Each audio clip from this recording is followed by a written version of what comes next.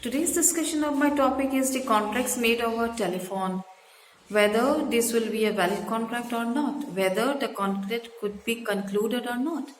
Now, as we know, the contracts can be made orally or written form.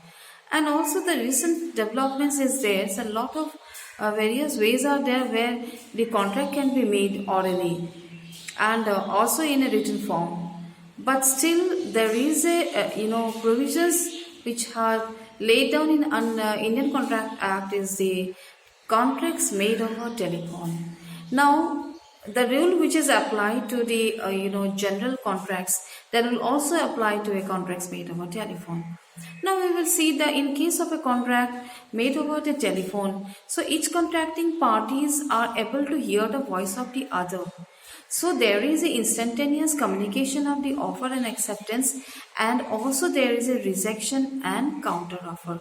Now we can very well say over here that there is a how the physical presence of the parties, there is a contracts is made already. The same thing like contracts are made over the telephone is also there is a instantaneous communication of the offer and acceptance is there, and possibility there is a subject of rejection and also the counter offer.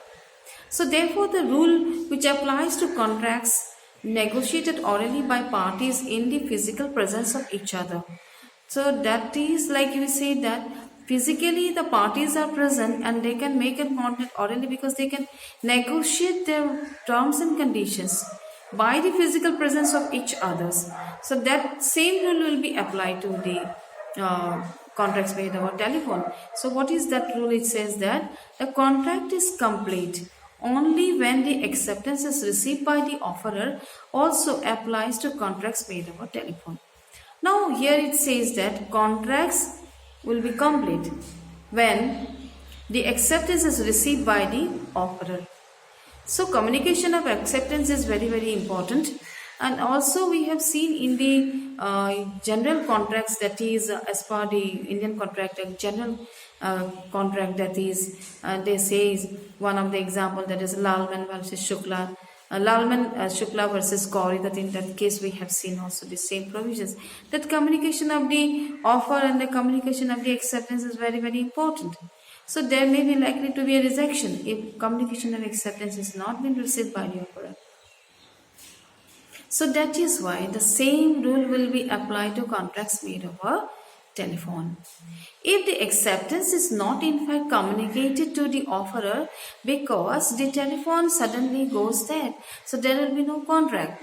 So what is it? The acceptance must be communicated or it should be received by the offerer, and if the telephone line goes dead in between, then there will be no contract, because unless and until there is a communication of the acceptance, there will not be a concluded contract and a binding contract, because agreement cannot be completed without the communication of the acceptance, because parties are not aware whether their acceptance has been communicated or not. How they will come to know? And then offeree therefore must make sure that his acceptance is received by the offerer, otherwise there will be no binding contract. So offerer should be make sure he must have a confidence in his that the acceptance is received by the offerer, otherwise there will not be any binding contract. For example, A make an offer to B by telephone, and in the middle of his discussion or his replies, the line goes that A does not hear his words of acceptance. So while making their discussion over the telephone regarding their contracts, in between or meanwhile, the line suddenly goes dead, and therefore in giving a reply that means it was not received by the offerer, so it does not hear the words of acceptance. Acceptance is not communicated, then how can there will be contract? So therefore there is no contract at that moment, because communication of acceptance is a required rule, as we have seen already in the provisions. So B may not know the precise moment when the line failed. So B is not aware when the line has gone dead or it has failed or what happens to it. He did not know it, because in the meanwhile it has cut down their line. So now, but he will know that the telephonic conversation was abruptly broken off. He only knows that the line has gone dead or his telephone line has been broken. That much he is aware. Otherwise, rest of the things he do not know. So that is why, how we will presume? Because people usually say something to signifies the end of the conversations. So people generally will mention some or the other words. They will mention that their conversation has been complete. Otherwise, how they will come to know there is an end to their conversations? So some or the other words they are using it. Even if I use that, I will also use some other words. Everyone will use. So now we will see in India, when a contract is effected by telephonic conversations, the contract is not complicated, not complete. That means what you say that contract when will have an effect. If you are making a telephonic conversations, that contract is not complete because we have to see that how to complete your contract, that is acceptance of the offer by the offeree is already heard and understood by the offerer.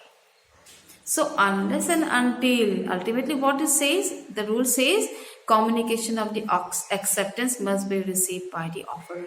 So here is also in India we say that acceptance of the offer by the offeree is clearly understood and heard by the offerer or not. That we have to see. Otherwise there is no contract at all. You may make many things, many contracts, many agreements you can, but this communication of the acceptance, if it is not been understood by the offerer very clearly and heard by telephone, then there is no concluded contract. And that's why we can very well say that the rule, that is acceptance, that is applied over the telephonic conversation also. So here we are going to put one very good quotations in regarding that. That is in the words of, that is Sir Anson has laid down one quotation, that is acceptance to an offer, what a lighted match is to a train of gunpowder. Train of gunpowder. That means acceptance once made, it will be like what? It is a lighted match.